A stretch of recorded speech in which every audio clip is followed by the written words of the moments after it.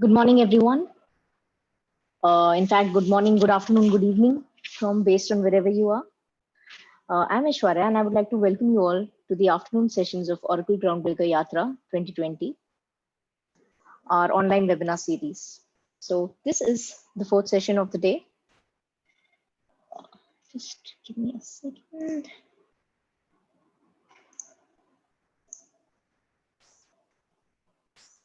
Sorry for that. So here we go. OG Yatra. So this is 14 days, 125 plus hours of learning, 7 tracks, and you can see all this details over here on my screen. So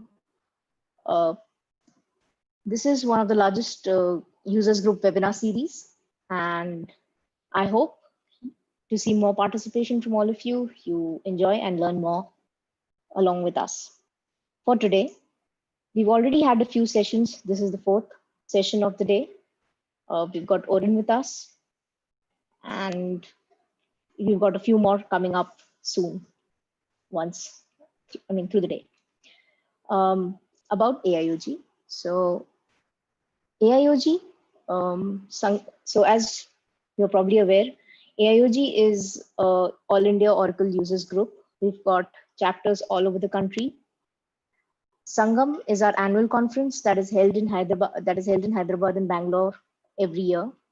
So since it's held in a couple of cities, it made us wonder, what about other cities? And so we started bringing OG Yatra. We started with the thought of bringing speakers to all the cities across India. With this aim, last year we visited 10 cities, but unfortunately this year we couldn't. So we thought we'd take it we'd take it online. But this gave us a unique opportunity. This gave us a chance to bring even more speakers from across the globe to you. So we've got around, as I mentioned, we've got around 100 sessions in the OG Yatra series alone. Other than that, we also conduct weekly webinar series. That's every Wednesday.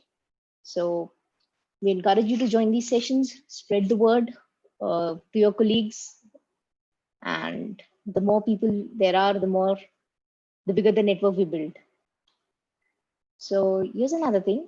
If you've not already taken this snippet, if you could take a snippet of this and post it on social media sites, that would be a great way to thank Oren for his time and help us spread the word in the community.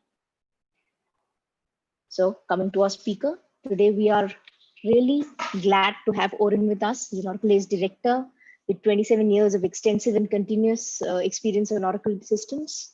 He's worked as a developer, a DBA, a manager, and an instructor. That's a great portfolio of things. So with that, I think we'd love to hear from Oren and on his topic today. So I'd hand over to Oren. Oren? I'll stop my screen sharing. Yes. Thanks, Aishwarya. Thanks, everyone. Hi, everyone. And I'll start my video. Hi. Hello. Thanks for having me. And I wish I could meet all of you face to face. But I'm trying to focus on the good things. So I've just realized that I can keep my reading glasses on for the whole session, because on stage I take them off and put them on all the time. Let me share my screen with you. Yeah, this is another thing. I like to show lots of code during the presentation. So I start every presentation with this slide, but today we don't really need it, right? I guess you are sitting close enough. So I have a table T with 10 million rows, and I want to add 2 new columns. B and C, numbers with check constraints. Same data type, same check constraint. So let's add the first one. I hope you see my screen. I hope so. Oh, great. I got a feedback. I need feedbacks. So let's alter table T, add B number with a constraint that B is positive. Let's execute it, and it took a fraction of a second. Now I'll add C. Same data type, same check constraint, with one small difference, this comma. And both syntaxes are legit.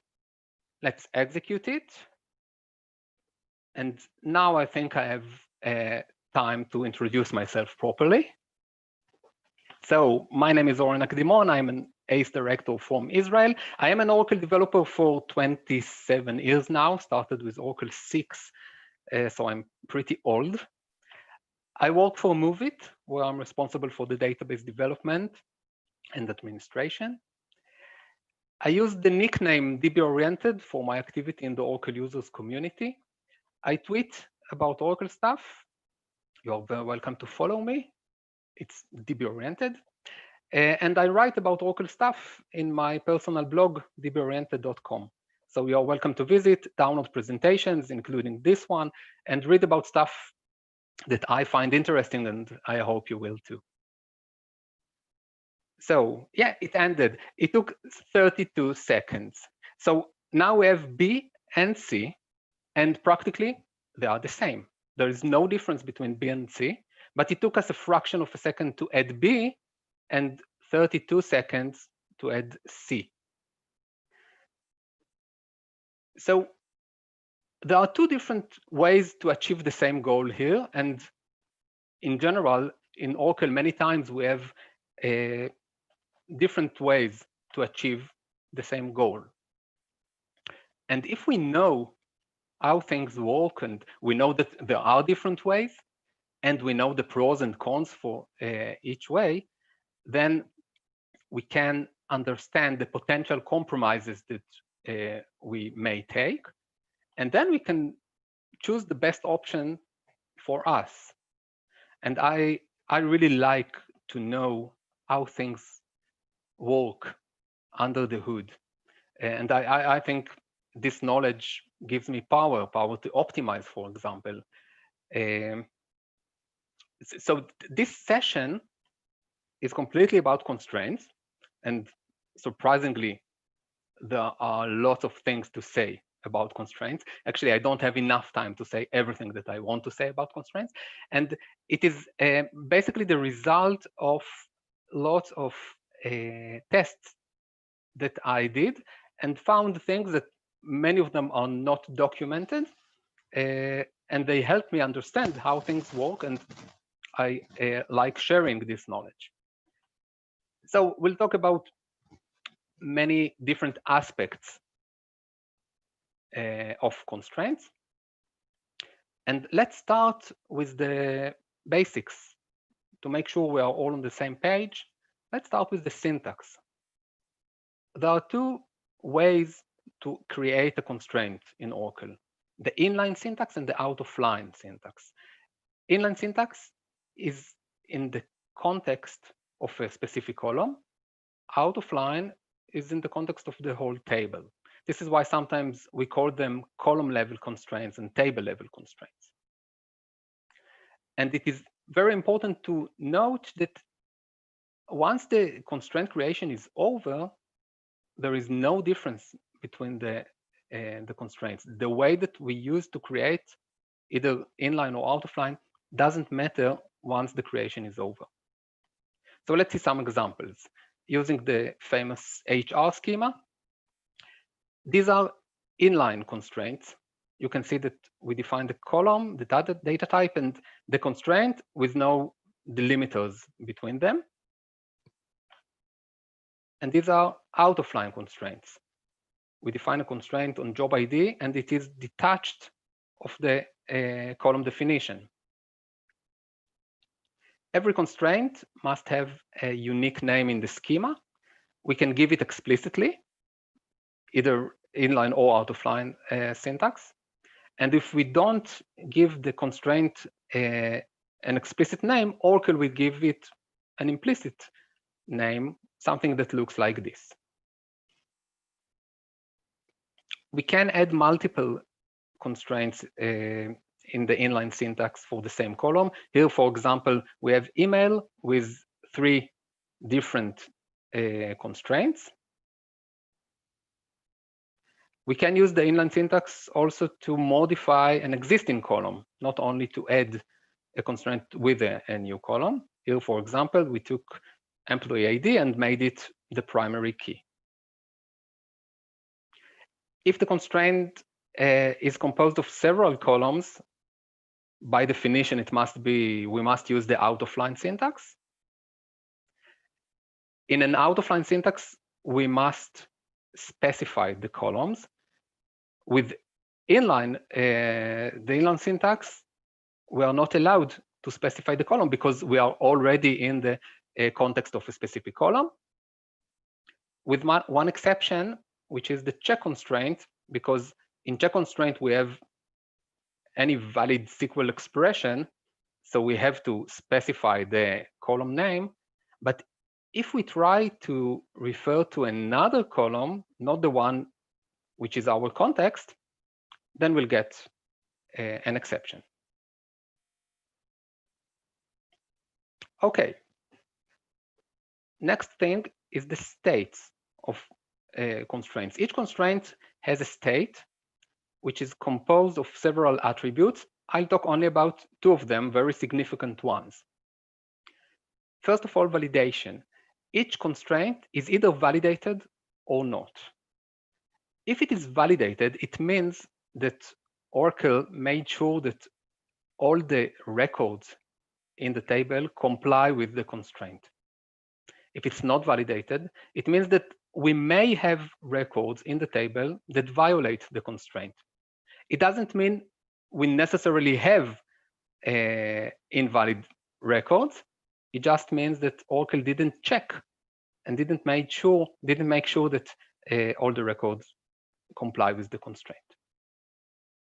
Another attribute is enabled or disabled. Each constraint must be enabled or disabled. Enabled means that any DML statement that we'll do on the table, Oracle will enforce the constraint for it, for all the records that are affected by this constraint. If the constraint is disabled, Oracle doesn't enforce the constraint for any DML. So if every constraint is either validated or not, and either enabled or disabled, it means we have four possible states. The first one, enabled and validated, is the best one probably, because we know that all the data is valid and will remain valid in future DMLs. I think this is the best state to be at. And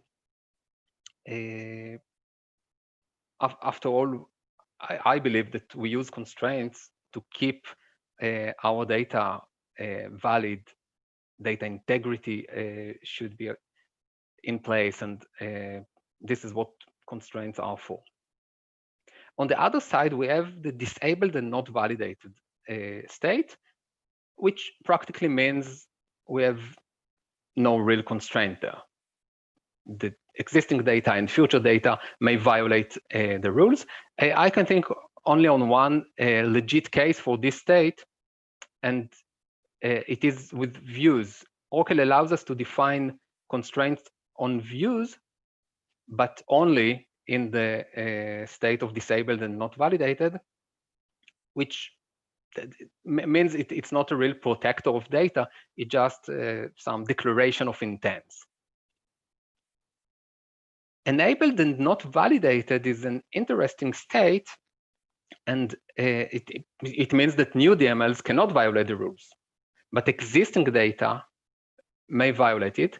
And we'll see that it is a useful state in some scenarios, usually as an intermittent state, not as just as a temporary state.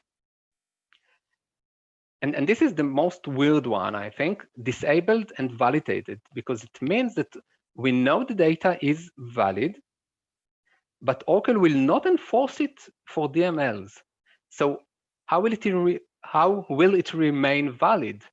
Because once a constraint is valid, it was validated, it will remain valid until we choose to change it. Oracle cannot change it from valid to from validated to not validated by itself. So this is an interesting state, and if we have time later, I'll get back to it. You can think about it in the meantime. Let's talk about the creation process of a constraint. When we add a constraint, then by default, it is created with the keywords enable and validate. And the creation process is composed of two steps, enable and validate.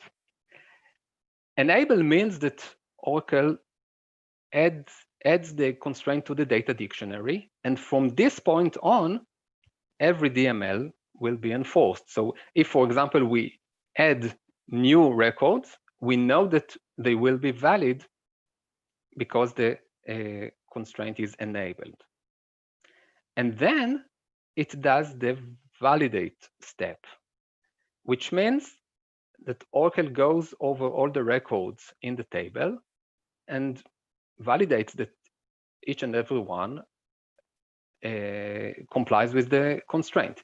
If it finds one record that violates the constraint, the whole statement will be rolled back. Okay, and the constraint will not be created actually. So think about the time it takes to do each of the steps. To enable the constraint, this is a very fast operation because Oracle only needs to mark it in the data dictionary. The validation depends on the size of the table because it has to go over all the records in the table and to check them. Okay, so keep this in mind. We'll get back to it later. So now let's get back to the example I started with. I added a column and a check constraint on that column. I did it twice. Now we can use the proper terminology. I added B using the inline syntax, and I added C using the out-of-line syntax, the one with the comma, right? So what we have here in both cases is a single DDL statement that has two tasks to do, adding a column and adding a check constraint on that column. This is one DDL statement. It is an atomic, isolated statement. So the first step is adding the column, and this is a fast operation. It is a metadata only operation. In this case, adding an optional column with no default, it is a metadata only since Oracle 6, I think. Today, even if we add it as mandatory or with or without default values, it is also metadata only since 12c for all cases. And now we need to add the check constraint. And the check constraint means that we want to make sure that for all the records, this new column it is positive. Now, since in the same statement, isolated statement, we added the column, then is it really necessary to go over all the records and checks that B is positive? It's not. It's not necessary, and this is exactly what Oracle does if we use the inline syntax. Oracle skips the validation phase.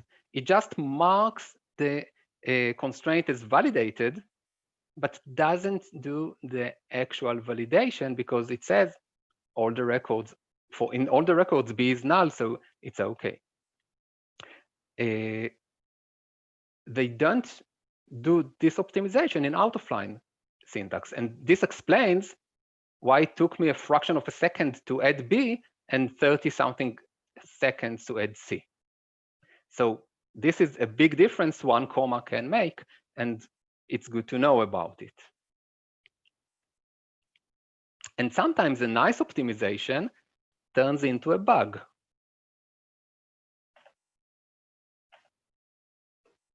I create a table, TBL, and I insert 5 records into it.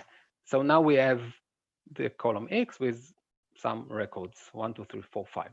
And now I want to add a new column Y with a check constraint that says Y is not null. I'm using the out-of-line syntax. And what should happen now? This should fail, right? Because we already have records in the table. If we add now Y, it must be null for all the records, and the check constraint Y is not null will be violated. Let's try to do it using the inline syntax. And we succeed. So now let's take a look at user constraints. We have a constraint says Y is not null. It is enabled, it is validated, and it is null in all the records. Isn't that cool? I think it's cool. Why did it happen? Let's see how check constraints are evaluated. A check constraint has a check condition, a Boolean condition. In this example, Y greater than 0. And this condition is Boolean, and therefore it is evaluated to one of 2 values, either true or false, right? Actually wrong, because it is evaluated to one of 3 values, true, false, or null. And a record is considered valid if it is not false, if the expression is evaluated to either true or null. So if we take a look at this example, when Y is null, Y greater than 0 is null as well, which is a valid state for check constraint. Or Y in a list of values, same thing. Or Y equals trunc of Y, same thing. But if the expression is null aware, like Y is not null, then when Y is null, Y is not null is false. Or this example. This expression knows about the possibility that Y will be null and handles it. So while doing the optimization of the check constraint with the inline syntax, Oracle assumes that the check constraint will be evaluated, the check condition will be evaluated to null for a new null column. Most of the times it is true, but not always, as we've just seen. Now, in this case, we used the check constraint for enforcing Y is not null. We can use another type of constraint, which is the not null constraint. And we'll talk about the differences, but let's first talk about specifically about not null constraints. Oracle has a nice and dedicated optimization for adding a column with a not null constraint to a table. If we trace it, we can see that it does this query: select nothing, 1, from the table where row num equals 1. This should be a fast operation, right? Because we stop after 1 record, and it doesn't matter how big the table is. If we get no row selected, it means that the table is empty, and it is okay to add a new mandatory column to the table. If we get 1 row selected, which means the table is not empty, and we get this exception, table must be empty to add mandatory column, which makes perfect sense. If we want to add a mandatory column to a table that is already populated with records, we can still do it, but we have to use the default clause. We add y with default 42 and not null. Before Oracle 11, this could take a lot of time because Oracle had to go over all the records in the table and set y, add y, and set it to 42 in each and every record. Since 11G, this is a metadata only operation and an online operation, and it is very efficient. So back to the question, is this check constraint, why is not null, and this not null constraint are the same? In principle, they are the same because they should achieve the same goal, right? But I find, I think, 7 differences between these two constraints. Let's go over them quickly. I'm creating a table T3, and I have the column NN with a not null constraint, and the column call CHK with a check constraint that says call CHK is not null. In principle, they are the same. They serve the same goal. The first difference is just semantic. We can add the not null constraint only using the inline syntax, while the check constraint can be added using the inline syntax or the out-of-line syntax. Not a big deal, I know. The second difference, if we look at user constraints, we can see that for both of them, we have a C constraint that says column is not null. Call CHK is not null is the one that we explicitly added. Call NN is not null is a check constraint that Oracle implicitly added. And I think this is the main reason why people many times think that these are exactly the same things, but they are not. The main difference that affects all the rest of the differences, I think, is that in user tab columns, in the data dictionary, there is a nullable column. And for a not null constraint, it is, it is N, no. And for call CHK, it is Y, it is yes. So the next difference, when we describe the table, we can see that call N is specifically not null, but call CHK is not.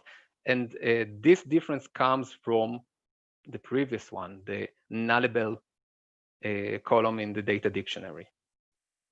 If we try to violate the constraint, so for the check constraint, we get the rather generic exception, check constraint violated. For the not null constraint, we get a more explicit exception, cannot insert null into the specific column.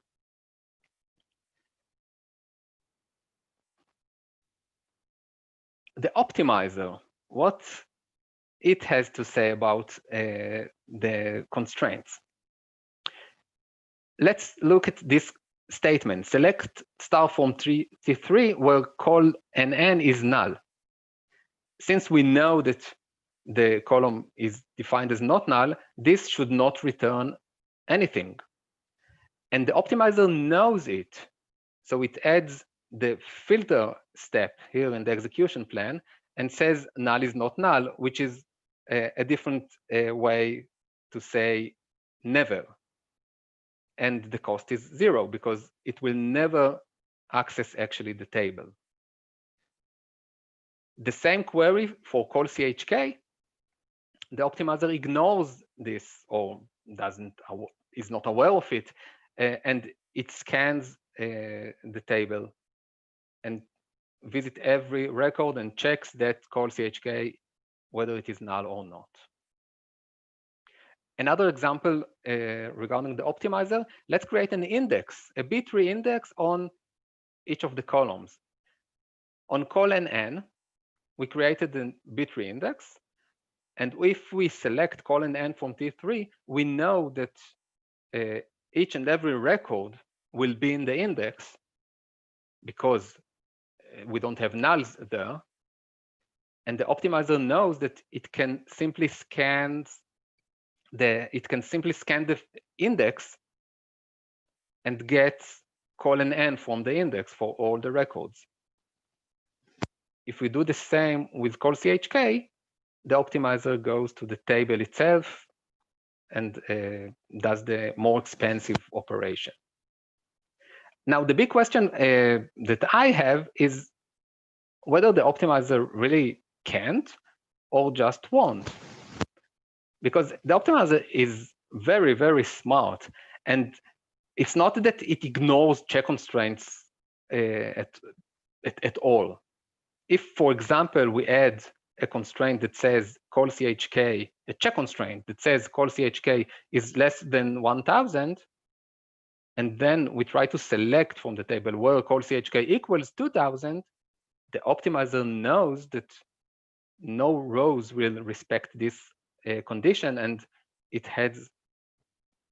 gives us a very good execution plan that costs 0.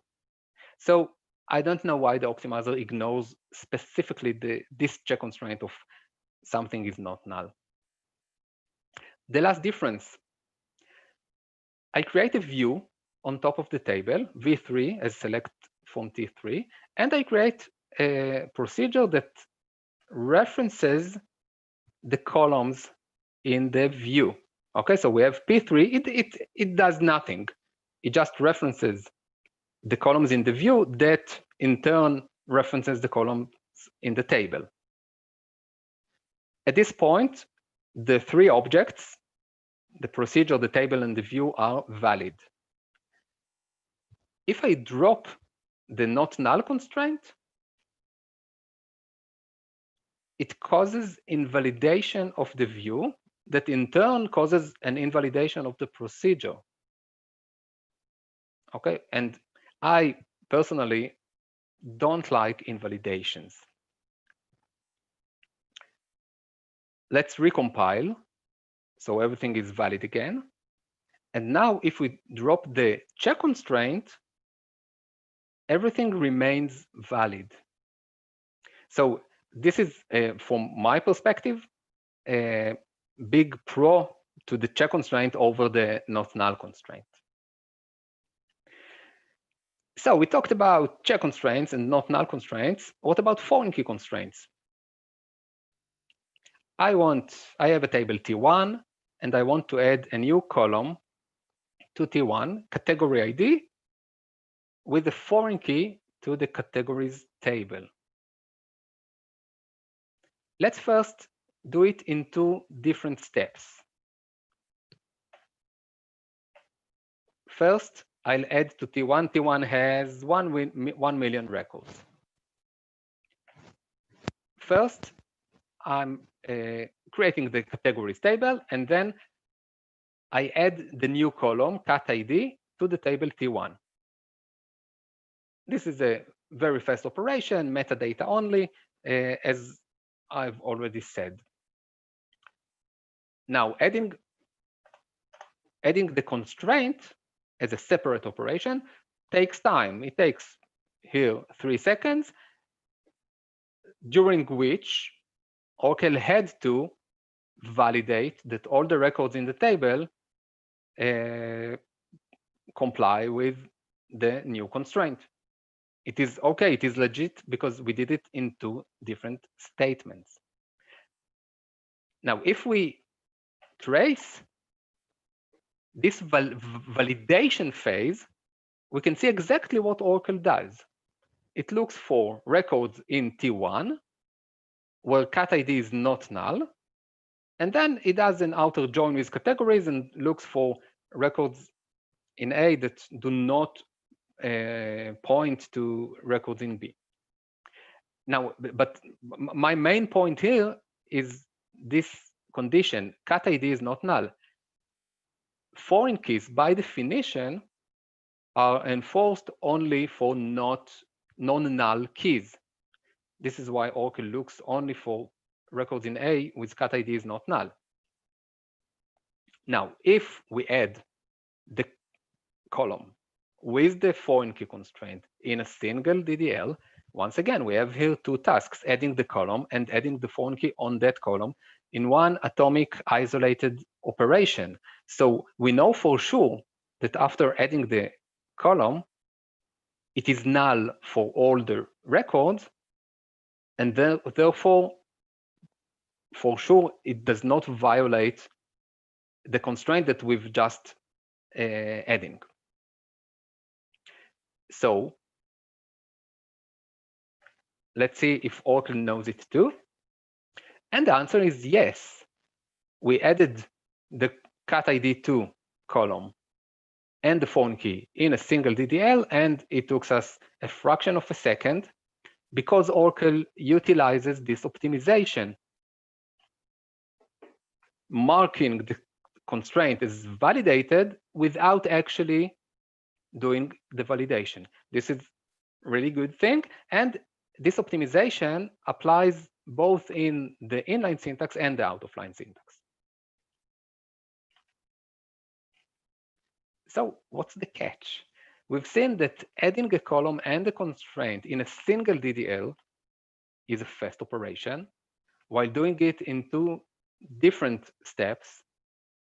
The first one, adding a column, is fast, but adding the constraint is slow for big tables. And the bigger the table is, the slower it will be. There is another benefit for doing it in one statement. It is an atomic operation. If we do it in two statements, then after adding the column and before adding the constraint, someone may insert records into the table that violate the constraint that we were just about to add.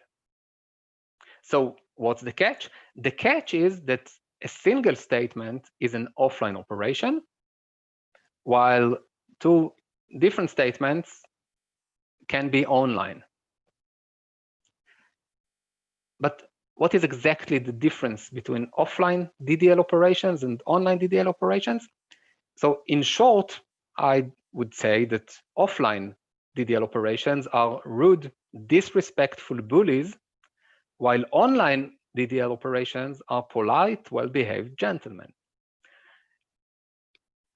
What do I mean? The offline DDL operation acquires highly restrictive table locks, share or exclusive lock, while the online DDL operation acquires the modest types of locks, like row exclusive or row share, very much like DML operations. Now, if the offline DDL doesn't get the lock that it wants, it will immediately throw Aura 54, which says resource is busy. The online DDL will wait idle for active transactions to end, and only then will be applied. And once it gets the lock, the offline operation will block any new DML statement, while the online operation does not block DML statements, new DML statements. Let's see it in action. So first of all, let me see if this will work. Yeah, I hope you see 4 screens now for Windows. I will use the blue one for monitoring the locks, the white window for DDL statements, and the black sessions for DML operations. And first of all, I want to show that adding a column and a constraint in one DDL is an offline operation. By the way, the SQL prompt here is the SID 245360. It will help us see the locking. Right now, nothing is locked. So I'm creating a table T2, and I insert a record into T2, and I don't commit. So now I have an open transaction. Okay, so we can see that session 245 has a lock, row exclusive lock on the table. And now I try to add a column and the check constraint in the same DDL, and I immediately get OR 54 because it is an offline operation. It wanted to get an exclusive lock on the table. Let's try to change DDL lock timeout to 20. This is a configuration added in 11G. It means that in this session, DDLs will wait up to 20 seconds while trying to get a lock. This is a dangerous configuration, and I'll show you why. So I'm trying to add the column with the check constraint, and then I try to insert a record into the table, and I'm blocked. And let's take a look what happens here. 245, this one, has a row exclusive lock on the table. 302, the DDL, wants to get an exclusive lock on the table, but it is blocked by 245.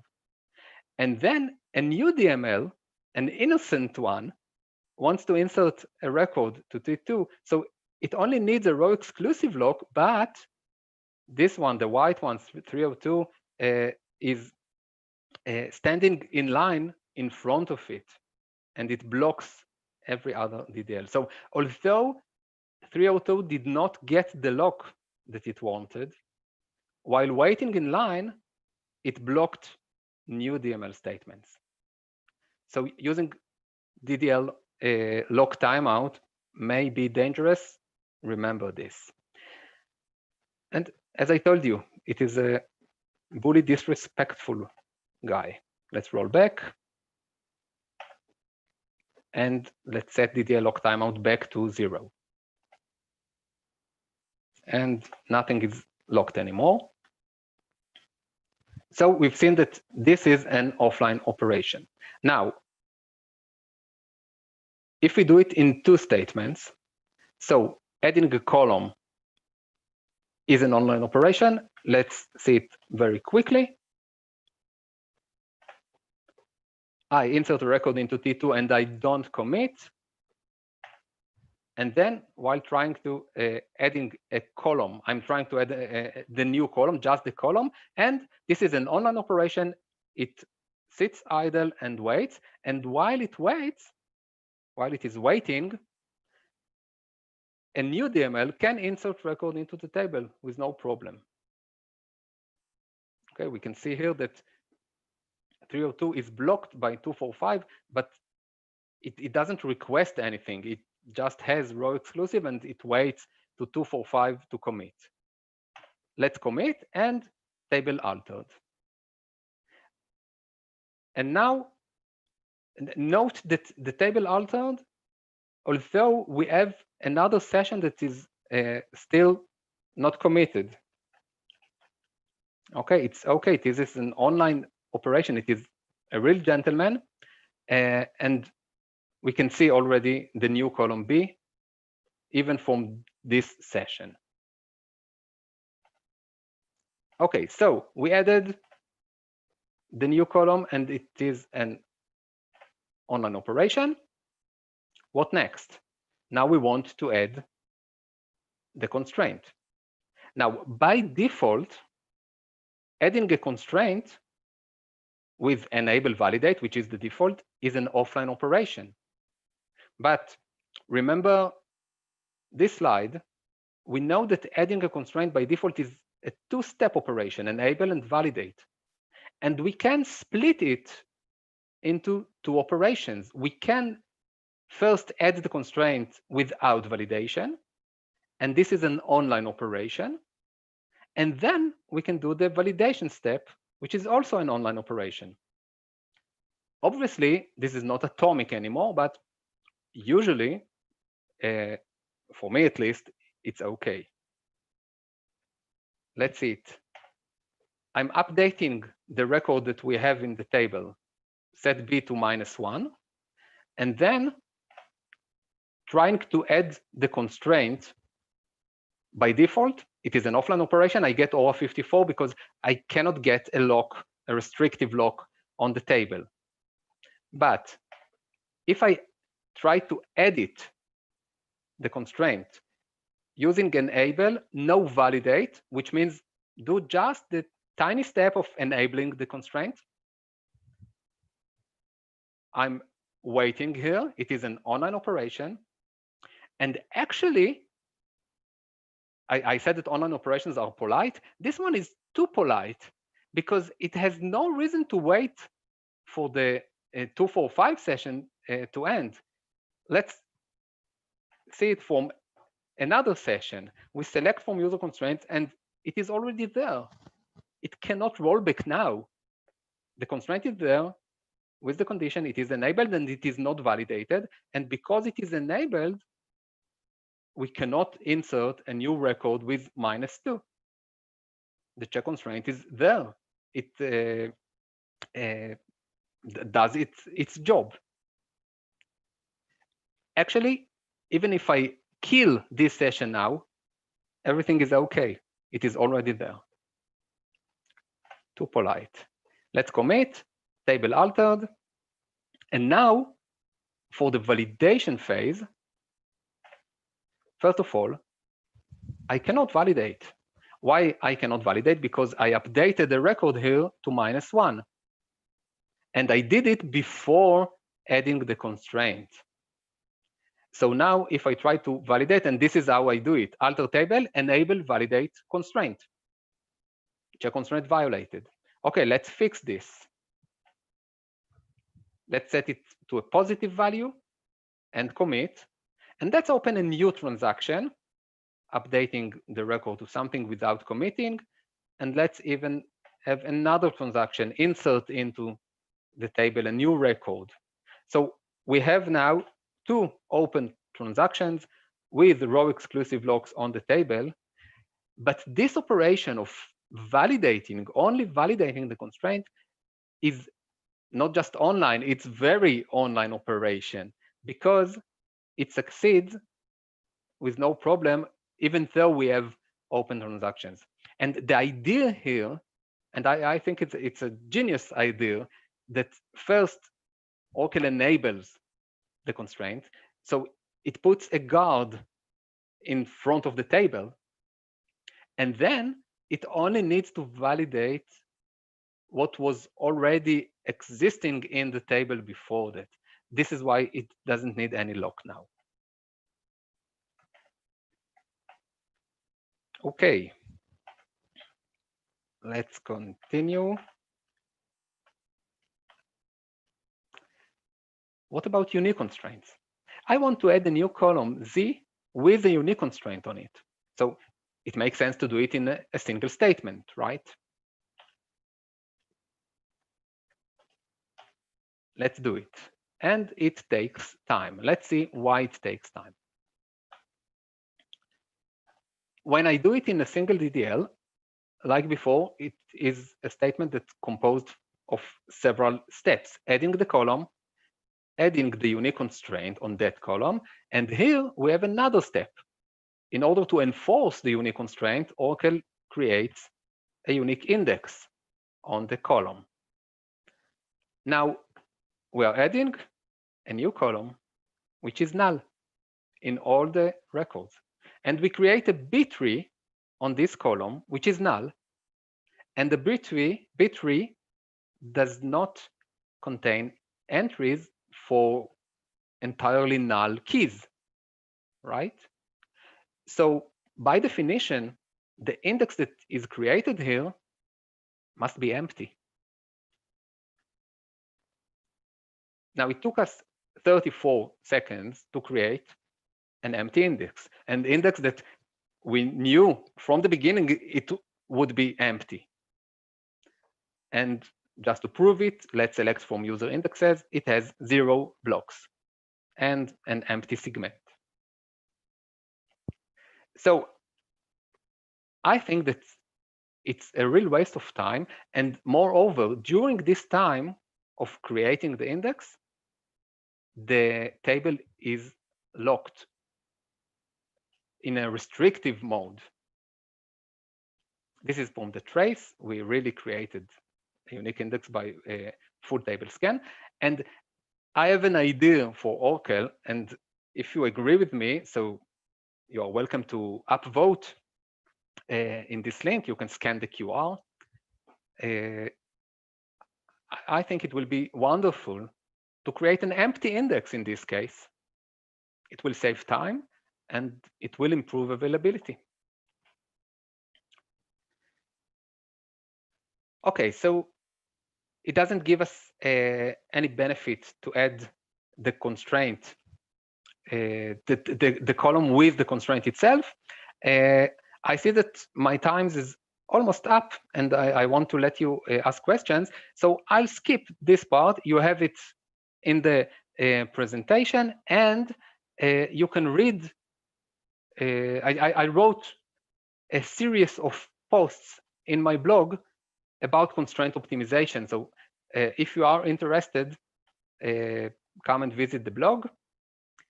Just one last thing about foreign keys and constraints. This is another cool thing.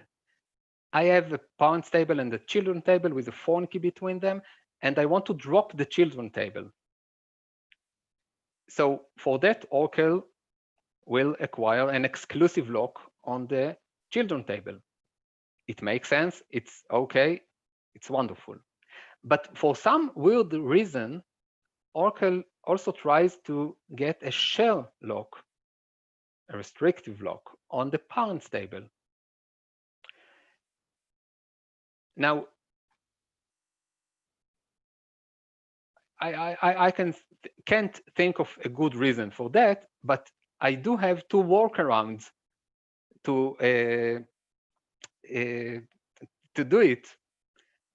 So I'll just show you. I'm creating the parents table, and I'm creating the children table with a foreign key to the parents table. Let's insert one record into parents and commit. And now let's get a lock, a simple lock on the record in the parents table. And now I want to drop the children table. If I try to drop table children purge, I cannot, okay? Because it tries to get a share lock on the parents table. Let's try to disable the constraint. And surprisingly, I can disable the constraint, although the parents table is locked. But it doesn't help me because I still cannot drop the children table. Okay, what about dropping the constraint? I can drop the constraint with no problem. And now there is really no reason for Oracle to stop me from dropping the children table, of course. So this is one workaround. Let's quickly do the second one. I recreate the children table with the foreign key to parents. I lock the record in the parent table. I'm trying to drop the table, the children table, and I don't succeed with the purge option. But if I try to drop the table without purge, which means that the table is still there, but in the recycle bin, right? I'm selecting from user recycle bin, and I see the table there. And now I can purge the recycle bin, and the table is gone, and the recycle bin is empty. Okay, so thank you. And now let's see if we have some questions.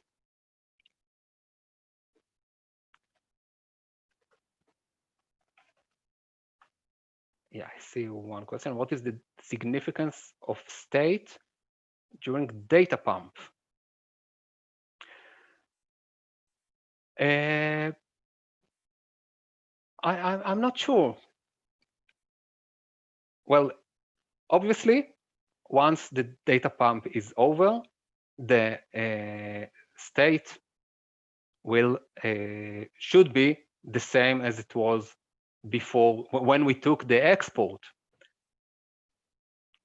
When will we find the document? So first of all, in my blog, there is the PDF of this presentation, and I will upload it right after in a few minutes to the AIOUG site.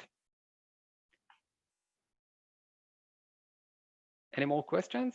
Oh, I see in the chat we have some questions. Let's go there. Okay. I have some comments here that are not questions.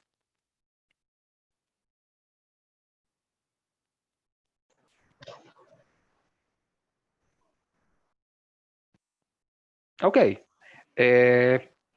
There's one more question, Oren, in the Q&A panel. Yeah, what is TS contention and row lock difference? I'm not sure what TS, I don't think I showed TS. Can Suvankar, can you please elaborate? Or just send me an email or tweet.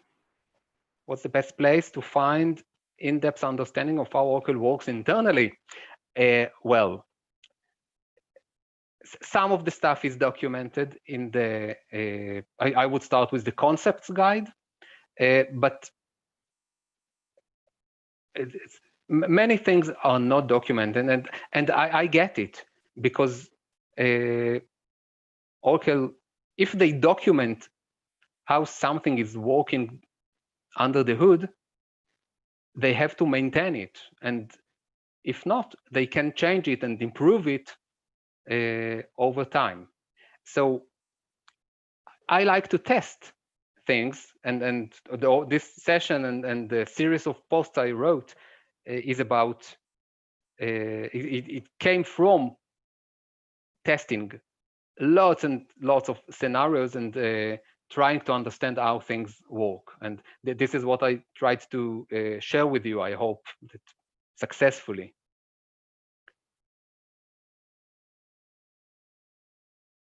Any more questions? TX contention lock. Oh, okay, back to the previous question about row lock difference and TX contention. Well, I don't think I have enough time to dive into the locking mechanism of Oracle, which is magnificent. So either send me an email or tweet, and I can refer you to good content, or just Google it.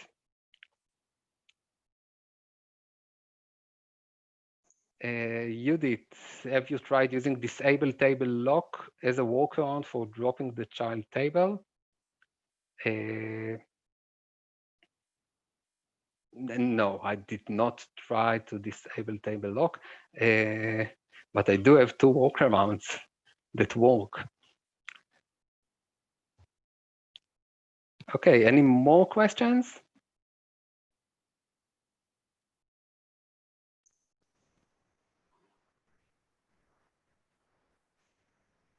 No, I think, Oren, I think we've got, we're running out of time as well now. Okay. Okay. Great. So, as I said, if you want to ask me more questions, you know how to contact me. Yes, thank you. I will just start sharing my screen.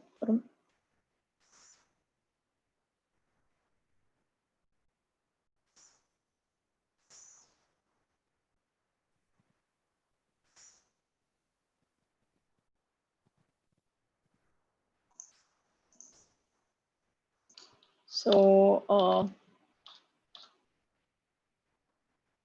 a reminder to everyone, in order to to thank Oren for his time, could you just use his Twitter handle and connect with him over Twitter? You can ask him your questions over there. moving on. This is just a reminder about the Learn and Win series that we have. This is a great chance for everyone to win. This is a great chance for everyone to get or earn our Actually, membership. sorry to interrupt you. I think the slides are not moving. Slides are not moving. Right, the presentation is going in another screen maybe. No. Vinay, can you confirm?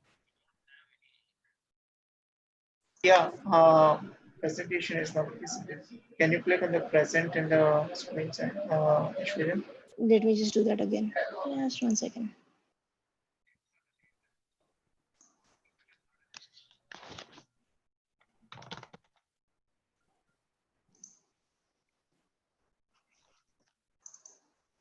Can you see this now?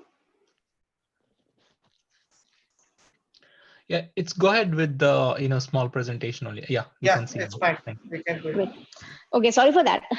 So this is about the points that we were mentioning. We've got this point system where you can, that is based on the sessions that you've already attended and you are attending. So 1 minute is valued at 1 point.